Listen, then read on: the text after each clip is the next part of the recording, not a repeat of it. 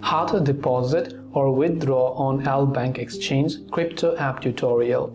If you would like to deposit or withdraw on LBank Exchange, it is actually quite very simple to do so. First of all, make sure you've downloaded the LBank application and go ahead and then open it up, and this is the interface that you will see.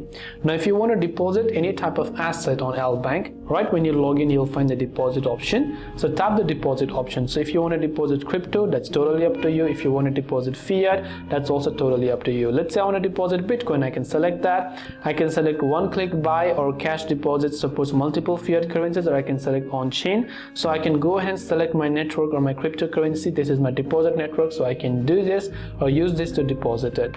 Now another way is, let's say I want to withdraw my assets. To withdraw my assets, from the bottom right you can see this little assets option. Tap the little assets icon. Here you will be able to see any type of assets that you own, and over there you can see the withdraw toggle. Tap on the withdraw option right there. You will be able to verify with your security and follow the on-screen prompts to withdraw your assets on LBank.